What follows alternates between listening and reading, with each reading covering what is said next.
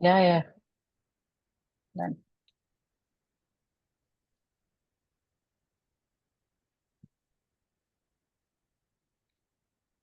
Okay.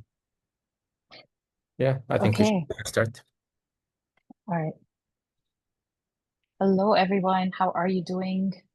Thank you so much for joining us. Um, so my name is Zainab, and I actually know Haider from Sirdab Lab. I used to work at Sirdab Lab, and I like over the years I've read a lot of his productivity advice and his approach. Like there were so many things that Haider has done in the past few years that I've been exposed to, and it's helped me a lot build my own mindset around productivity and to life really and different areas and aspects of life. Um, so Haider is someone like I would turn to when I really like he was the first person I've turned to whenever, I've whenever I face some really dark or depressing issues. And his advice has always really helped me get through, regardless of what area it was in. So he is going to be launching his new coaching program, which I'm super excited about, called GPS for Life. It's a 3-month program, and we can kickstart by asking you, Haider, to tell us more about it. Yes, sure. Thank you very much, Zainab. And my focus in this webinar is not to sell you on the course, on the coaching program. I want to flesh out as many pieces of advice, frameworks, ways of thinking about our goals in order for attendees who will not be joining the program to still feel like they're benefiting from this webinar. And to give you the behind the scenes for the past, it's embarrassing to say, but I think it's been over a year where I've been struggling to work on a bundle of online courses, which I thought would set a good foundation for people who want to achieve their goals. So I've been thinking for a very long time on like what are the skills, what are the ideas people need in order to achieve their goals. And I came to the conclusion that we kind of need to work on a few things, one being our emotions. And this is like a huge obstacle to most pursuits in any area of life. When we don't know how to manage our emotions, we end up feeling inhibited, and then we're not able to take action based on the goals that we've set for ourselves. So a person who's feeling constantly overwhelmed, constantly scattered, these are emotions at play, and they're the ones that prevent us from taking action. So I finished an online course on emotions and how to work with them. But then I thought, in addition to this, we also need a few other skills. And the three like foundational skills that I thought of is how do we define success for ourselves? And the kind of definition of success that I encourage is a holistic one. So a person who focuses only on financial success, usually, even if they've achieved the goal, they end up not feeling satisfied with what they've achieved. Finances are extremely important. It's like a really important area of our lives. But if our definition of success is limited only to financial success, then there will be aspects of life that we don't give attention to. And then they end up compromising the happiness we can experience in life.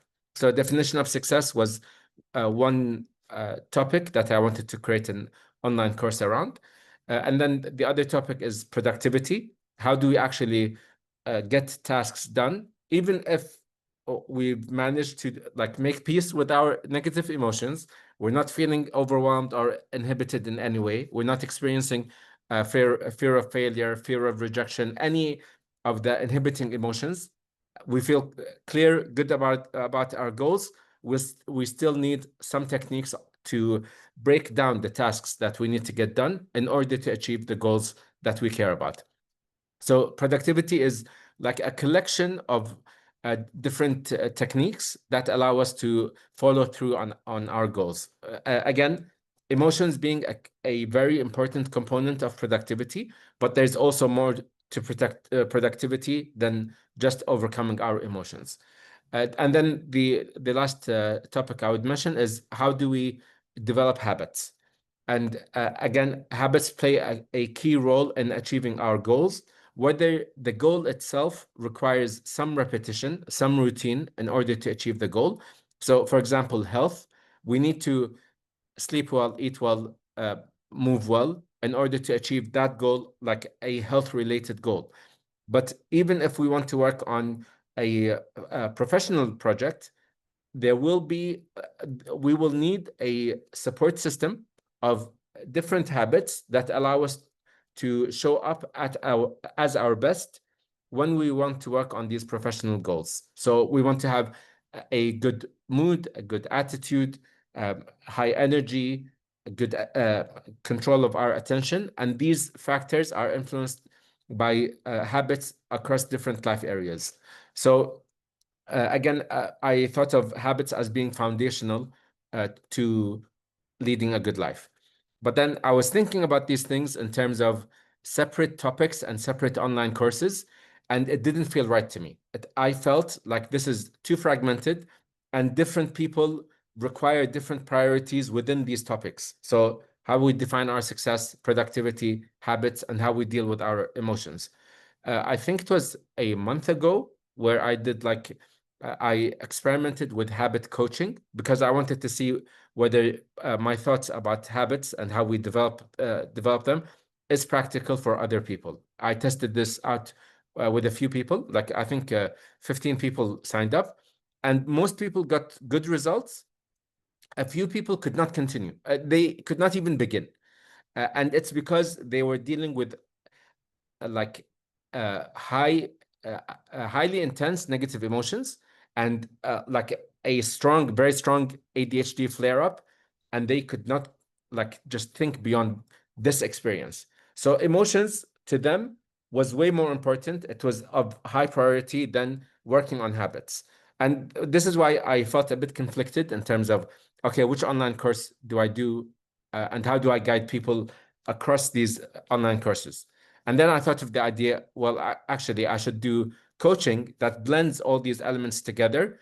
And I'm able to meet every coachee where they are and what are they currently struggling with and what should they be focusing on next. So, and this is the approach that I take in my teaching in general. Like when we used to do the startup boot camp, the 3-week event, we would sit with each like a participant and think, okay, what are you struggling with? What do you need to focus on? And each person had their own challenges, but the training met each individual where they are. And I wanted to apply something similar when it comes to coaching. So this is like, these are the kinds of topics we'll be exploring. And what I did is like I came up with a framework, the GPS framework, which identifies the goals, the plans, and the schedule that we need in order to um, bridge the gap between where we are and where we want to be. And the distinction between these three elements is very important.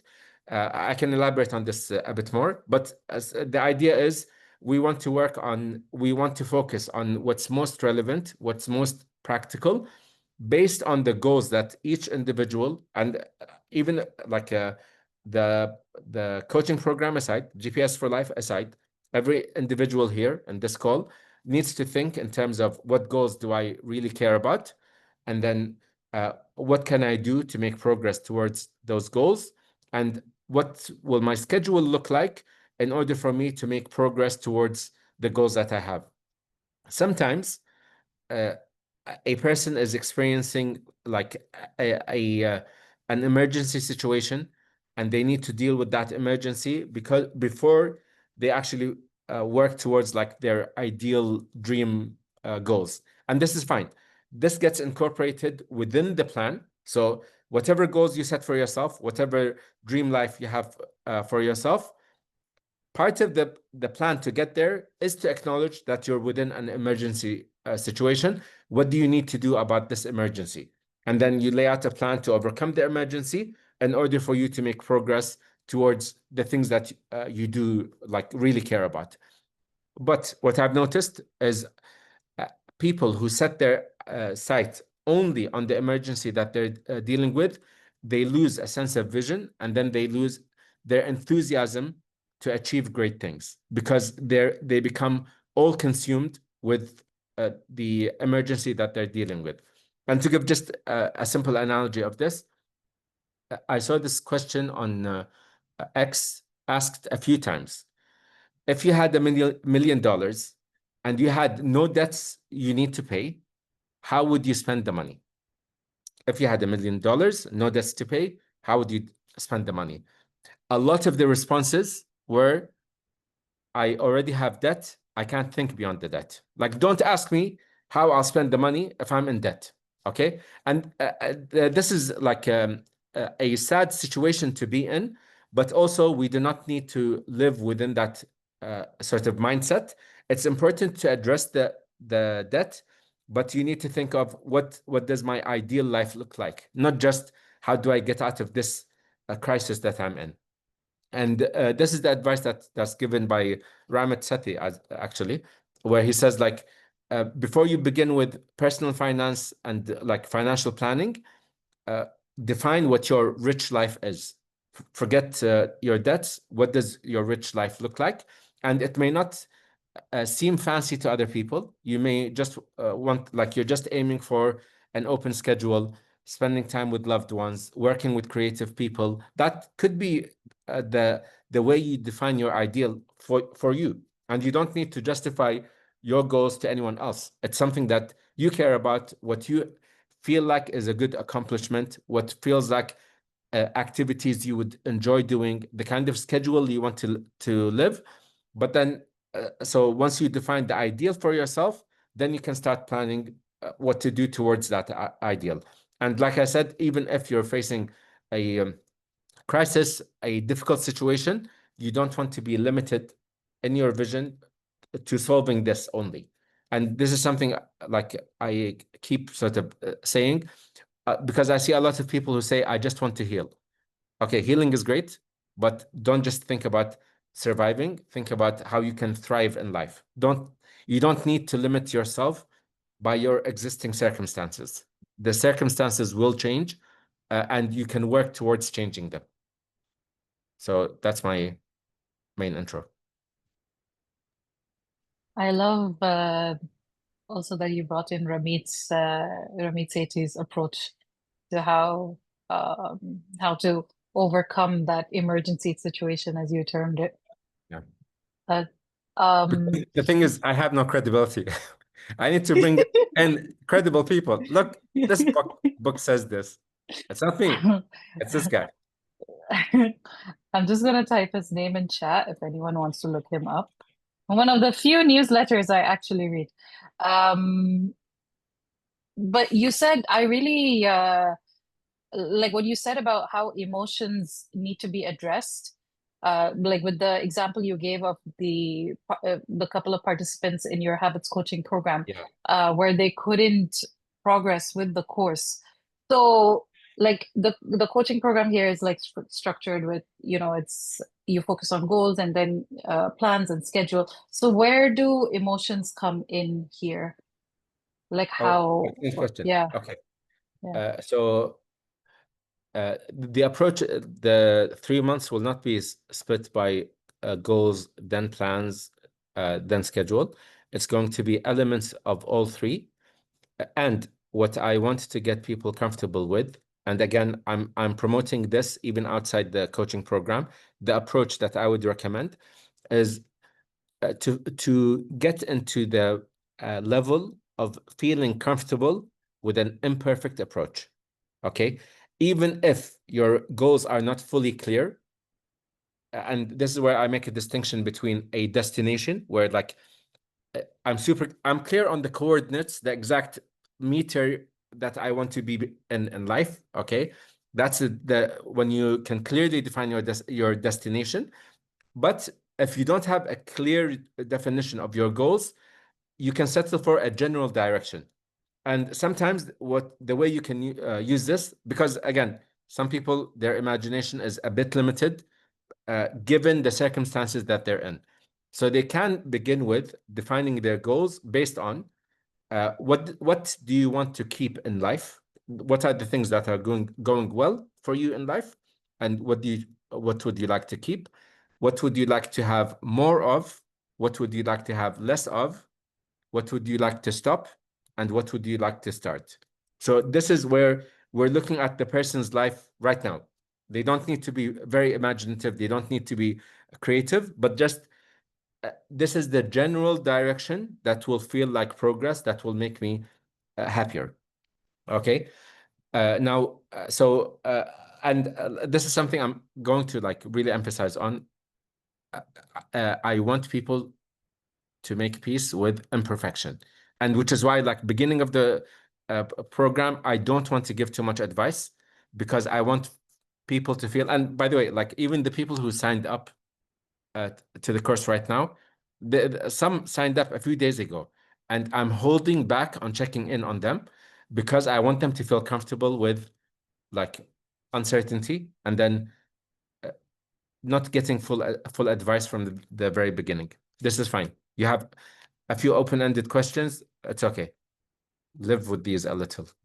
Okay. You will develop clarity with like as we progress through the coaching program. Going back to your question, where do emotions come in? They come in both in all three elements. So what the goal you set for yourself are the emotions that you want to experience your life to be like this. I like this is the goal that you're working towards in terms of emotions. And then we also have when it comes to the plans. So if you have a goal you've set for yourself, and then you notice that there are some emotions holding you back. I'm too afraid to pursue this goal. I don't feel like I deserve achieving this goal. Whatever emotions come up for you or don't come up for you, like maybe some goals, you need to have enthusiasm and you need to cultivate a positive emotion. It's not just the absence of negative emotions. So we actually acknowledge that emotions are part of the plan. Working with our emotions is part of the plan in order to achieve our goals. What does that look like in our lives? How will we cultivate these emotions? It might require therapy sessions, it might require meditations, and then you get to decide how you'll work on this part of the plan where you work on your emotions within your schedule.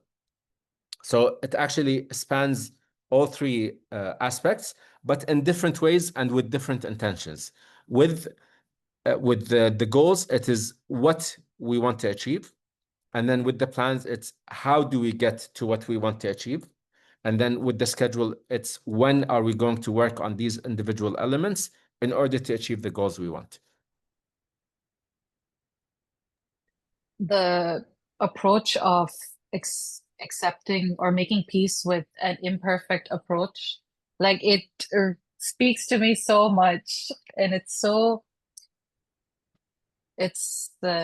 really like it, we're so inundated with productivity advice and schedules and these 5 a.m., 4 a.m. Yeah. mornings by influencers that like I feel they so many of them are counterproductive and wherein they make you feel like you're doing less, you could be doing more, maybe you're not doing something that's right when actually it works Yeah. differently for different people.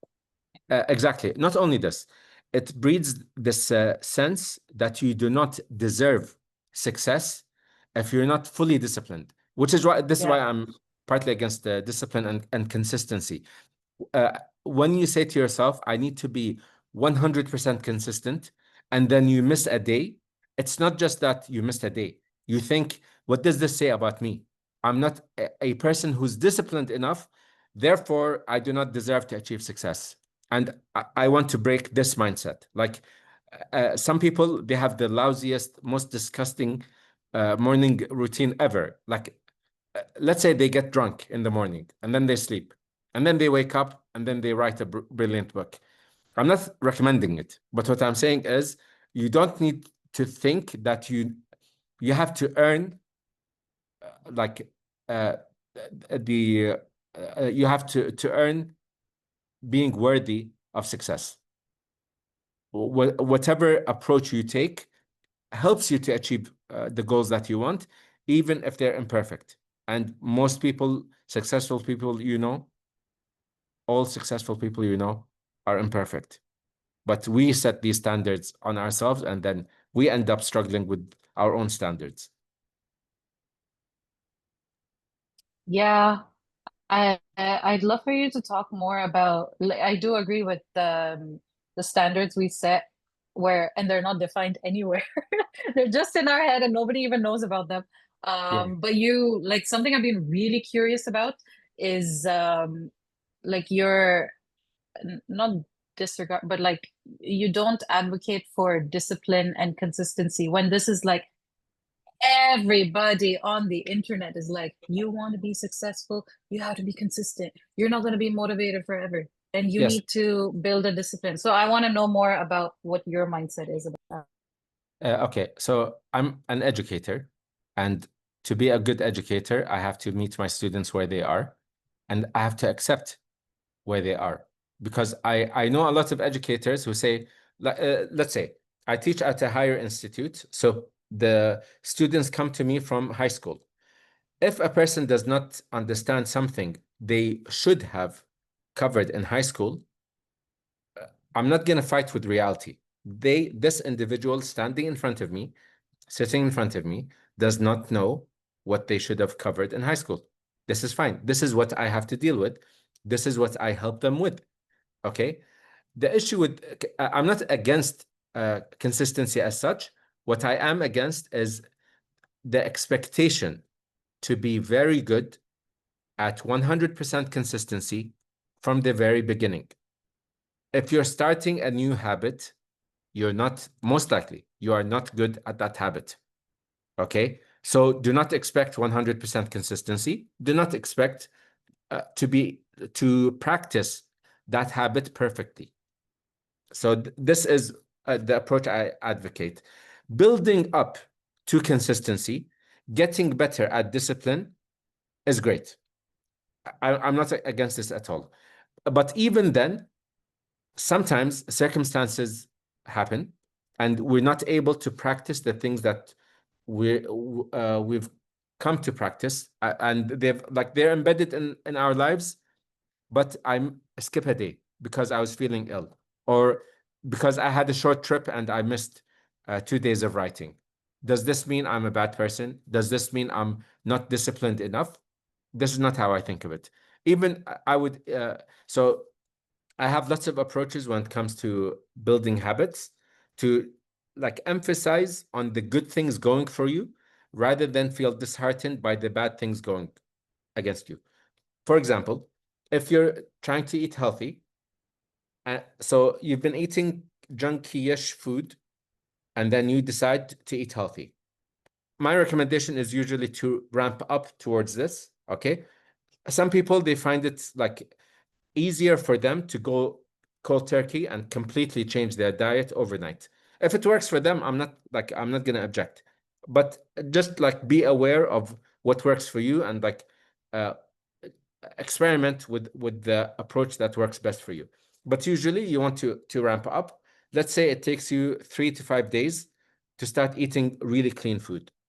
And then you end up staying committed to that healthy lifestyle for 10 days. 10 days. So very healthy meals, 10 days. You have one dessert, and what do you think? I'm a bad person. I'm bad at changing my health. I'm bad at changing my habits. This isn't going to work for me, and so on. So the narrative shifts. Why? Because we focused on the thing where we were not consistent with our habits, instead of celebrating the 10 days where we were consistent. So sometimes I like to not think about consistency. I think about the level of frequency. How has the frequency of good things changed? Even if it's not 100%, 95%, 70% of a change is really good. When we're starting out 10% in the right direction, if you're doing like you want to meditate and you do 1 2 minute meditation, this is a great thing. Like reinforce, celebrate that positive move in the right direction, and then build on top of this. You don't need to build on all the times that you did, like that you missed meditating. Focus on what's going well for you, and then build on top of this. So this is why, like, I believe there's a lot of shaming and self-flagellation when it comes to habits and like discipline and consistency. If I'm not perfect, then I need to whip myself into action, which is not the case. And sorry, one thing to mention relevant to this, there is a stress uh, curve. So when it comes to stress and performance, there is an ideal level of stress. Below this, it's a bell curve. Below it, we're disengaged and we do not function well because the thing that we're meant to work on does not feel like it's serious or useful. There are no any consequences in any direction, so we're disengaged. But if the stakes are too high and we feel stressed out, we end up burning out, or we end up going into freeze mode and we don't do anything. Okay. So too much stress leads to bad performance. There is an optimal level of stress in the middle that we should be aiming for. Unfortunately, the advice about discipline and consistency gets people who are already stressed and struggling to push themselves even harder. So they're moving along the like going off the bell curve towards low performance. They're actually causing themselves too high of a stress response. They end up underperforming. So by saying, okay, I'm not going to try too hard. I'm actually not going to put in all my effort. I'm going to put in some effort. That can improve their performance because their stress is too high. They need to reduce it, not to push themselves any harder. Oh, I get what you mean, and I totally like I this is something that I've personally realized as well, that the more pressure I put on myself, the higher my chances of failure, or the higher my chances of dissatisfaction with myself, and which intensifies those feelings of shame and that sense of failure when, for whatever reason, that goal wasn't uh accomplished to Yeah. my maybe even to the standard I've set to myself. You have a Okay. book for us. Uh, so it's coming out to the opposite direction. Anyway, it's called The Gap and the Gain. I don't need to recommend the book necessarily. It's just the principle that's really beneficial. The gap and the gain refers to two things. The gap is the distance between where we are right now and where we want to be. This is the thing that we want to bridge, the gap that we want to close. Most ambitious people focus on the gap only. Okay. The gain is where we were and how far we've come. So all the accomplishments that we've already achieved. So most ambitious people tend to forget what they've accomplished and they're obsessing over their next achievement. But when they're not seeing progress, even if they're making progress, but don't forget, like they're making progress, they're not looking at the progress that they've made towards this goal that they're pursuing. They're just focused on what tasks do I have left, which is why there's actually a service called uh, I done this, I think. It was like an email service where you just email this, you sign up and then there's an email that you contact. And at the end of the day, you send what you've accomplished, not what's remaining on your to-do list. In order to remind yourself that actually on this, like last month, I accomplished these 10 tasks. The day after that, I accomplished, like you're focused on what you managed to accomplish, not what's remaining.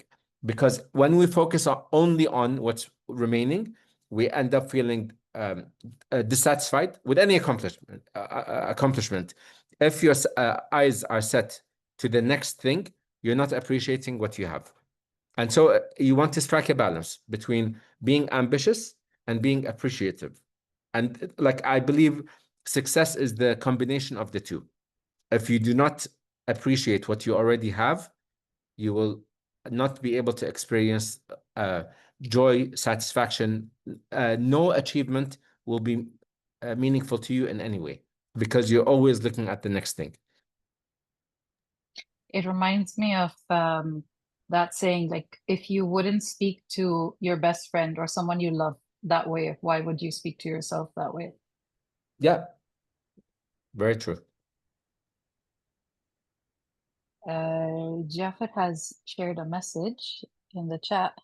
Making one mistake sometimes creates momentum for making and considering more mistakes less significant. I had one piece of cake. I might as well have this chocolate since I am having sweets now. And since I have eaten two desserts, might as well have a third one. Yeah. Yeah. Some mistakes are not easy to separate from each other. One mistake makes the next one a bit more guilt-free. Having one more cigarette after 3 cigarettes is not, in comparison, is not too bad. And then that cycle leads to one more cigarette after 20, which is even less significant now, and so on. Yes. Thank you, Jafar, for bringing this up. Actually, this is one of the like this is probably my arch nemesis. Like the enemy of personal development is what Jafar described, which is the all or nothing mentality. If I'm not perfectly committed to a healthy life, then what's the use of committing even a portion towards that healthy life? So if I've eaten, and like we say this in Kuwaiti, خيبانة خيبانة, like it's ruined, might as well like continue on this path. But we need to have a boundary for ourselves to say, for example, I should not have had this in my previous meal or in this meal. Like, okay, I messed up a bit at dinner. I'll make sure that the next day I won't repeat the same mistake. You need to create a boundary for yourself in order not to let these mistakes or like setbacks perpetuate. And Gretchen Rubin, I'm not sure in which book. I think maybe it was Better Than Before. She makes this idea like mentally, she doesn't think this day is wasted. She like contains whatever setback she experienced to I think it was like half a day. So if she does something uh, like she shouldn't have eaten something in the morning, she doesn't say, okay, I'm off my diet. She says, okay, the morning was bad, but I'll make sure that the evening is good, you know? Again, like what Jaffa pointed out is a narrative that we say to ourselves because the brain is like an excuse-making machine. This is like the sole purpose, I think, of the brain. And we need to challenge this. Like, don't let the brain offer us excuses and then accepting those excuses. We have to remind ourselves of the goals we want to achieve and then how quickly can we go back on track. Diana has a question. What do you do when you are trying to make progress, but the circumstances are against you? This is a very pertinent question also to the Yes. program. Yes, excellent question. Thank you for saying.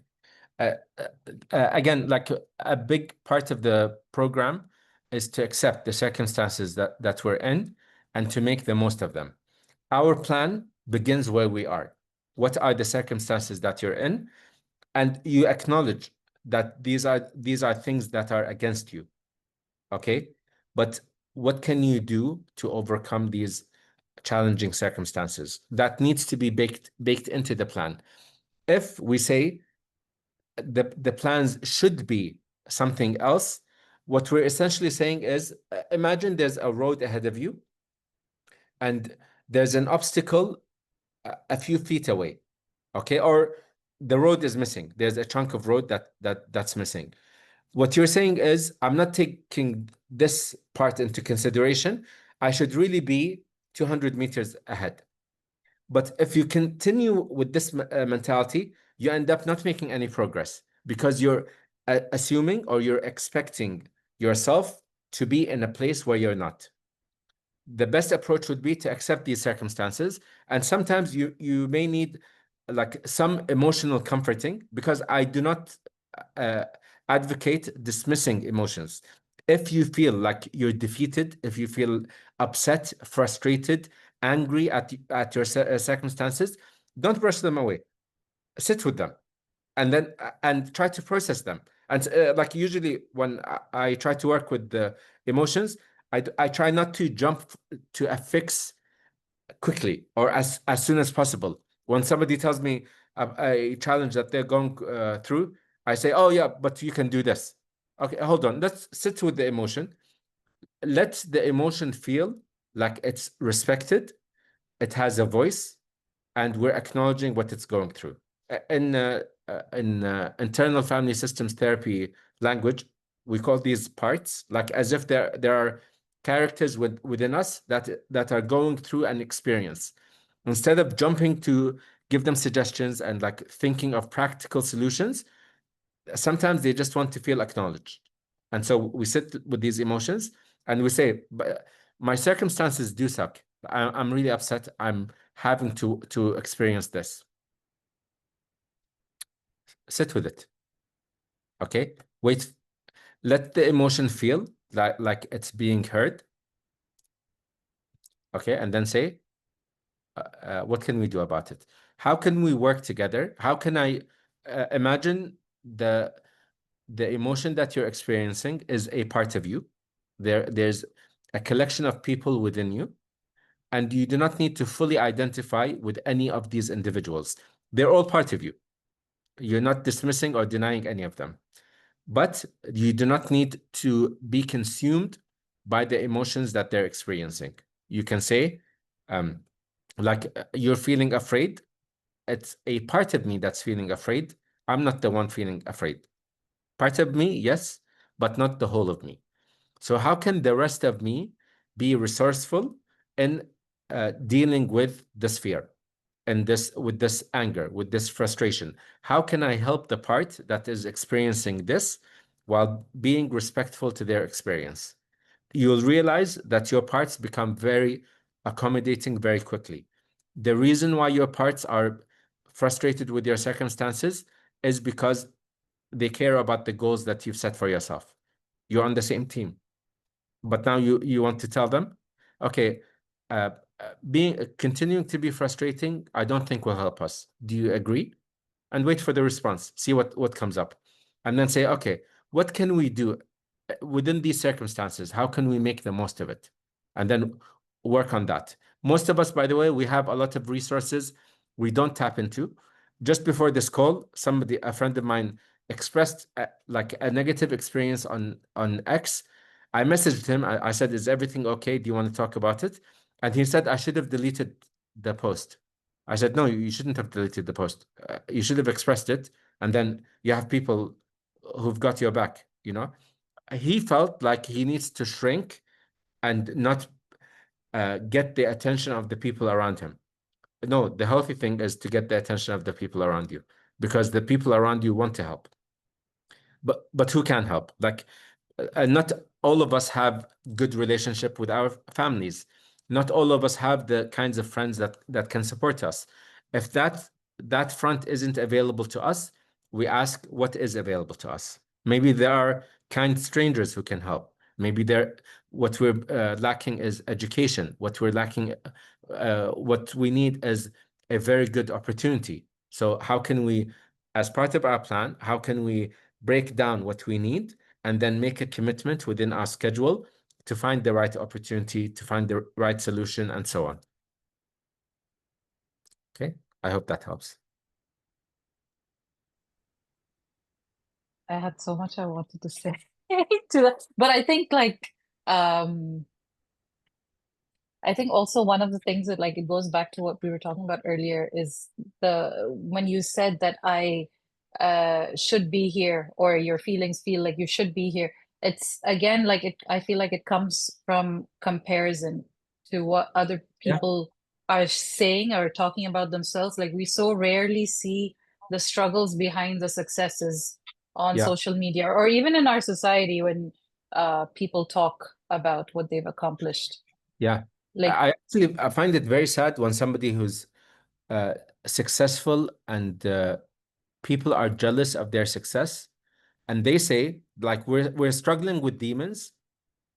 To me, that doesn't define success for me. Like I do not want wealth and fame while also wrestling with demons. This again, like I need to redefine my success for me, and I am not willing to continue like dealing with demons. I need to find a cure for this rather than say that's it, I've achieved success, or this is what success looks like for me. yeah, I couldn't agree more. There is a comment from Hamad in the chat, if you could please translate it for the the non-Arabic speakers amongst us. He's referencing he's saying when we say it's ruined, we usually say like let's blind it, like we take it to the extreme. Oh, okay. It's a comment on Um, please. okay. You can, if anyone has questions, and I'm sure you have questions, I'm sure you have struggles of your own, this is a perfect opportunity to tap into Haider's brain, um, and get recommendations from him. So you could either raise your hand or unmute or type your question slash struggle in the chat. Yeah. There was either when you were talking earlier about the food thing, about there was you reminded me of this, the one and only fitness influencer I follow. His name is Daniel, and he has these shorts where he talks about all of these, like he gives recommendations on how you can overcome those. So if anybody wants to check him out, he's very, very funny and very, very on point. Emma, do you have a question? Please go ahead.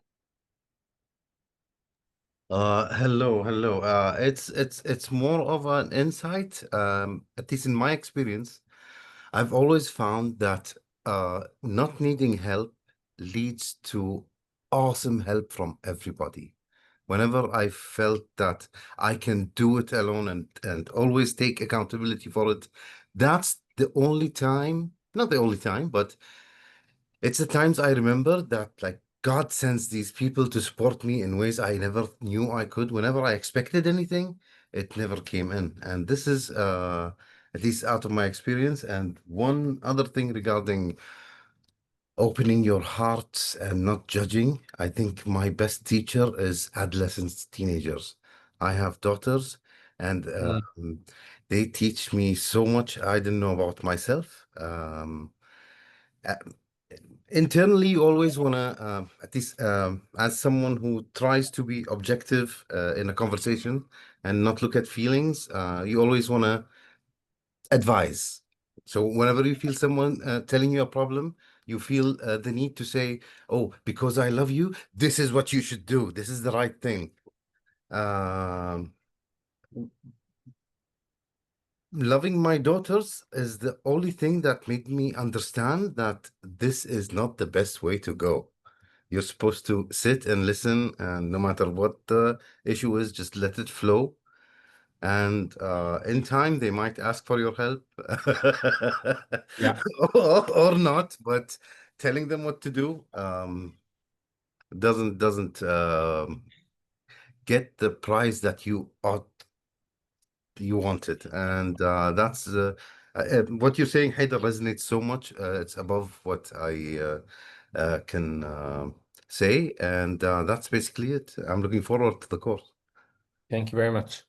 So just to add to the point that you mentioned, I think uh, um, sometimes we do try to step in and fix problems on behalf of other people.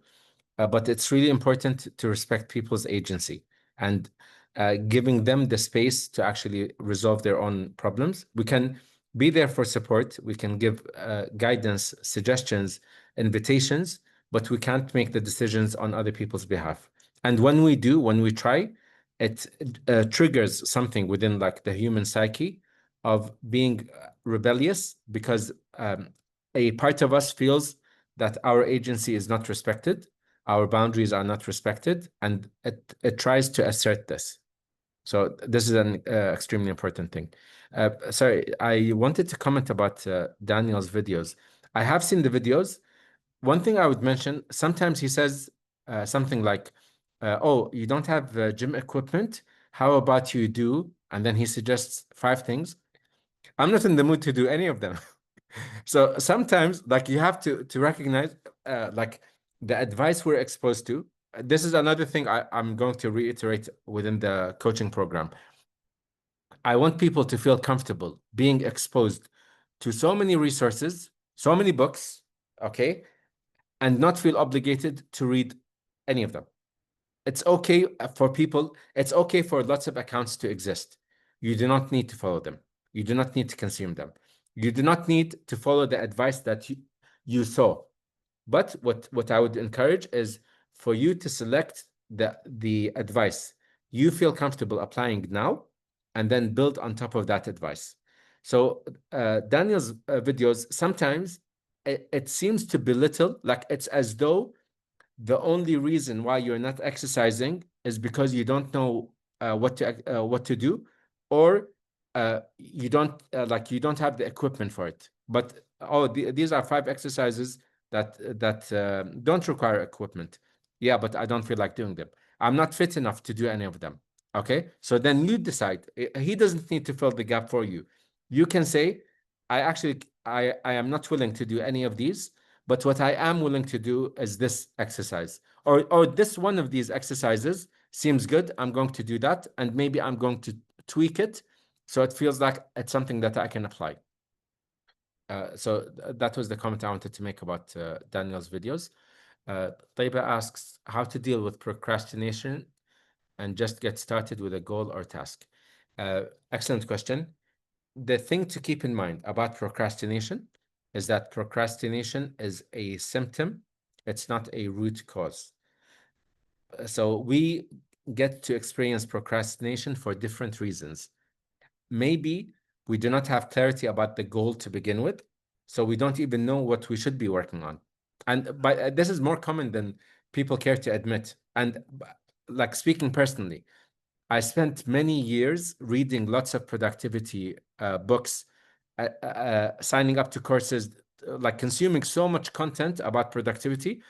I honestly cannot tell you what I was planning to achieve within those years. What was the project I'm working on? I did not have a project. I just wanted to be productive. So not being clear on the goal is a reason to procrastinate. Being intimidated by something associated with the goal. So this workout, um, being just aware of the uncertainty around the outcome might cause procrastination. Um, if I succeed, what will this change in my life? Will I lose my friends? Will people look at me differently? Will I lose my privacy?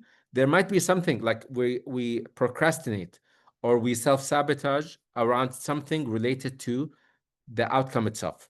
Okay? Or it could be we're not clear on what task to work on now.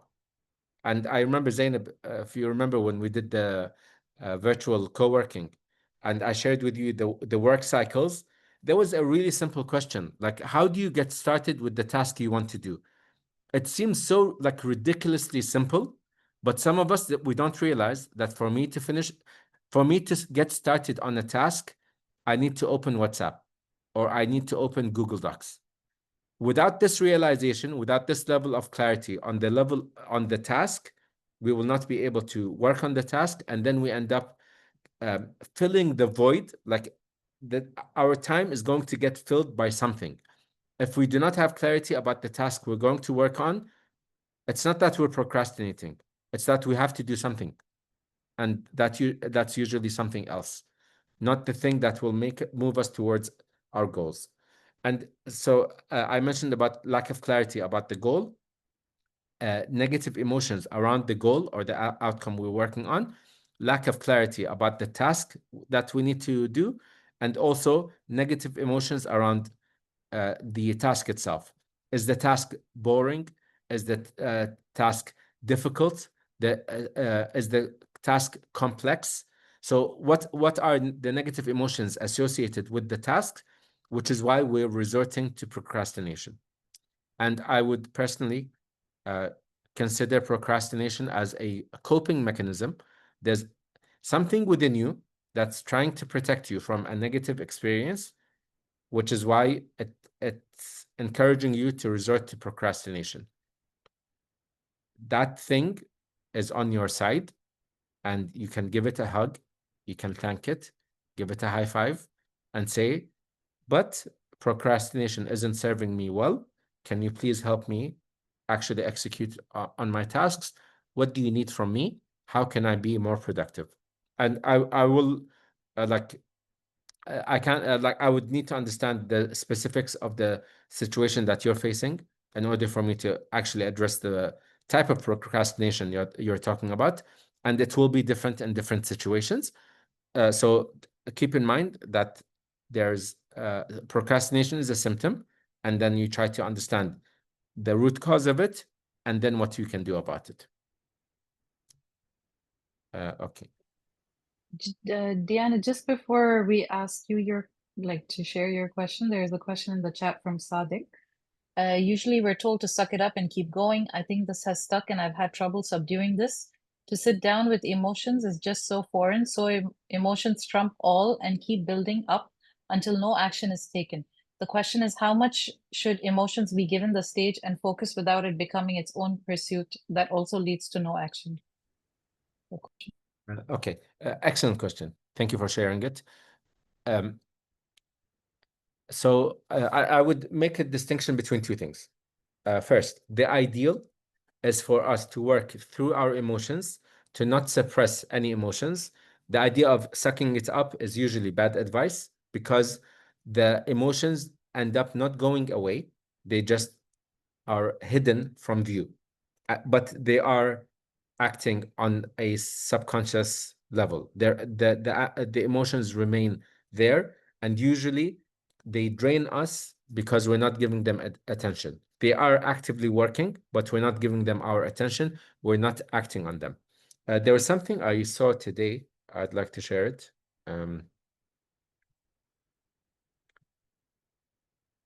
Any lesson you refuse to learn will repeat itself until you do. And this applies to emotions. Any emotion you refuse to listen to will continue yapping until you listen. So I do not recommend ignoring your emotions, suppressing your emotions. And I think it's perfectly healthy. And we need to dedicate time to listening to our emotions and then resolving whatever issue they want to bring to our attention. Emotions are messengers. They're trying to tell us something, and usually they're trying to protect us about something, which is why they want to bring our attention to this specific thing that they're concerned about. Sometimes emotions are not well regulated, which is why sometimes people have an irrational fear of something or an irrational fear of an outcome that will likely not happen. So there might be work to be done to reduce the emotion to the right level of concern, so it doesn't become too intense and or more intense than what the situation deserves. Okay. Now this is the kind of emotional work I would recommend. Having said this, at times you need to say to yourself, I will work on these emotions. Maybe speak to your parts and say, there is something that's really upsetting me. There's something that's annoying. There's something that I want to resolve, but now is not the time for it. I will dedicate a time, uh, I will dedicate another time to resolve it. This way, but this communication is very important. When you reassure the part of you that's experiencing an emotion, that the emotion will be addressed, you're the kind of person who works through their emotions, they will feel like they are being heard and they will go quiet. They will give you that space where they will go quiet because they trust you to pick them back up. Okay. And I can work with you through this process. It's called internal family systems therapy. And it's actually, I do have an online course on this. It's called Your Feelings Are Your Friends. And it comes with the coaching program. So you get access to this course, and then you'll be able to like understand how the process works. But what I'm saying is, like, emotional work is one thing, and then being able to work on a task without addressing the emotions first is a possibility. And I used to have an email course. It's called Done with Grace. It was um, a productivity email course. And one of the lessons that I share is sometimes you need to become a robot where you ignore your emotions in order to complete the task at hand. But I do not recommend that you suppress or you ignore your emotions indefinitely.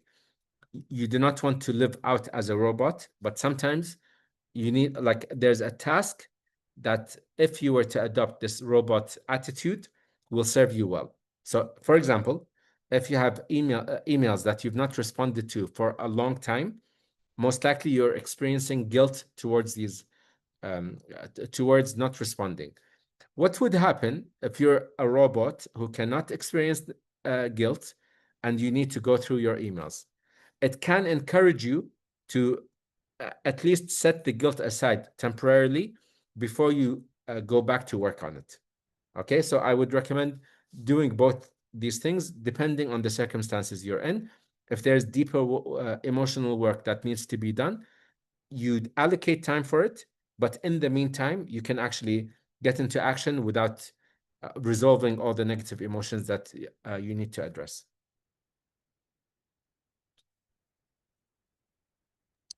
So, You mentioned burnout earlier. I'm just wondering, like, how do you deal with burnout, please? Okay, excellent question. Most likely you need to recover, like give yourself the space to recover. And you might want to engage in active activities, like instead of just watching TV or just lying down or just sleeping, it might help to do something that's a bit more engaging. And it also depends on the type of burnout you're experiencing. If it's too much up here, you might need to engage with your body a bit more. So going on hikes, like moving your body is where what you need to experience. If it's exhaustion, like burnout associated with physical effort, you might want to engage in, let's say, jigsaw puzzles, enjoyable conversations, something that gets you out of, like, feels like it's recharging you and it's helping you recover. But a lot of burnout requires a bit of time. Like, it's not something that you can reverse immediately. And like I said to Sadiq, sometimes, like, even because I've experienced this as well, I had a very intense burnout, but I needed like 3 months to get out of a financial situation I was in. So, like, I kind of negotiated with my body, like, I need my energy and attention in these 3 months, and then after the 3 months, I will um, dedicate time to recover. Thank you. My pleasure. Ahmed has shared in chat, I never cease to realize how I can be a champion at spending time to do an action that needed 2% of the time I spent on its intent, importance of it being done and planning it done. I use that now as motivation to get it done. This is actually a technique called the 2-minute technique, 2-minute rule. 2 minutes rule, yeah. No, Yeah. sometimes, so what a strategy that I use is to allocate a time budget, because especially with people with ADHD, we struggle to size the task or what the task involves, the amount of time the task involves. So what you can do is you can say, I'm going to give this task 5 minutes. Now it feels like something concrete. The commitment becomes clear. Okay. So if I was to change a light bulb, okay, changing a light bulb, I don't know how long it's going to take me. But if I'm willing to spend 5 minutes on it, now the activity is schedulable. Like, I can actually schedule it. I can give it my attention. And sometimes you can give yourself a way out and say, even if this task is not done within 5 minutes, I'm not gonna complete it. I'll resume the task some other time. But this is like your way of getting into motion And then usually when you start working on a task, you will see it to completion. But like you said, sometimes you assume it's going to take 15 minutes. It ends up taking 1 minute. You assume it's going to take 2 hours. And it becomes a real shock when it involves like government paperwork, where like I empty my whole day, assuming the paperwork it's going to take up the whole day. And then I'm done in 5 minutes. I'm like, what do I do now? But yeah, it can happen. Does anyone have any other questions they'd like to share or ask?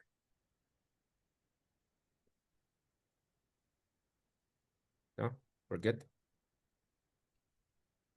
All You right. seem to be good. Either do you want to share anything else about the course, about the program, I mean? Maybe like how is it going to be run? So like there's a WhatsApp group, are there Zoom calls? So Anything? yeah, the Zoom calls will depend on what the participants will need time will need help with. We might like just depending on the participants, like we might schedule virtual co-working sessions if you feel like you need to commit a certain time, and then like it would help to have someone around as you're working on a task. We can schedule these virtual co-working sessions.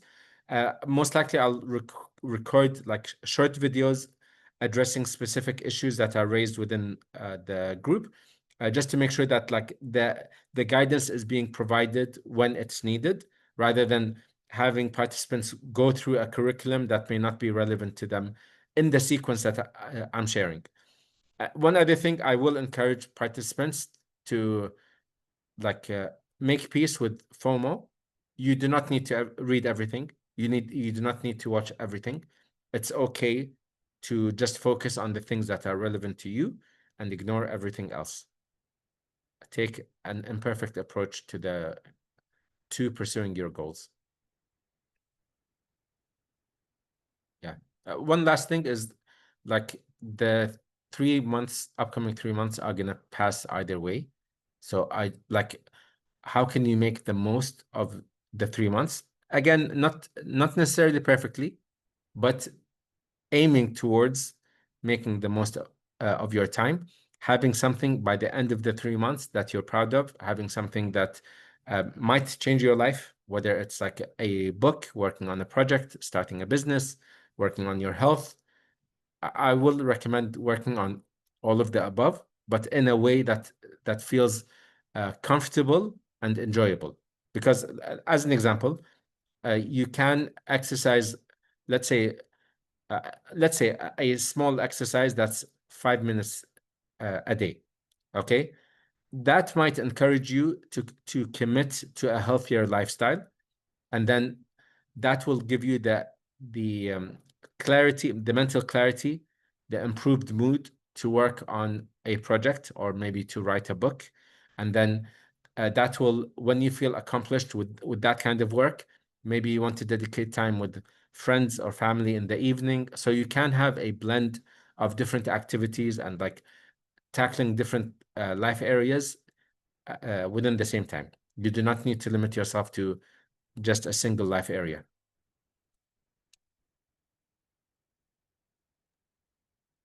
Blend of balance. Callback. Yep.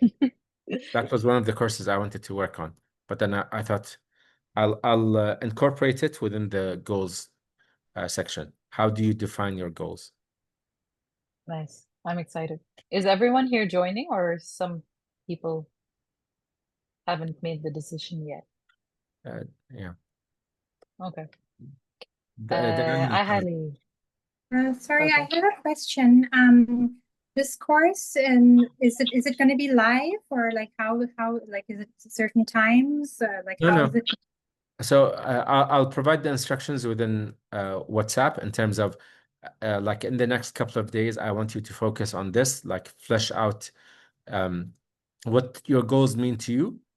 But in order for you to do that, you can either dedicate certain times where you flesh out your goals, or you can start daydreaming about your goals as you go about your day. Okay, this is going to be the first exercise.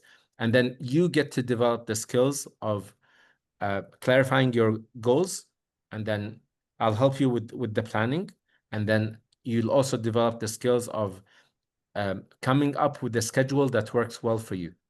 Some people, myself included, like this really applies to me. I do not like a rigid schedule. I do not like to begin my day at 8. I like to begin my day when I wake up, and then an hour into it, I'll do something else. So for me, this works. Like I call it schedule-ish. It's not something too rigid. Some people don't prefer that. They want to wake up at 7 and then like begin X task at 7:30, you know? So you'll find a way that suits you best. But a lot of the instruction is going to be by chat, and then some videos to elaborate on concepts that I share. Again, if there's something that needs a lot of interaction, we'll do a live event, and then like we'll just go by ear based on what the participants need. All right. Thank you very much, everyone. And thank you, Zainab, for Thank facilitating. you. Thank you, Haider. This was super fun. I enjoyed Thank it. you. Thank you.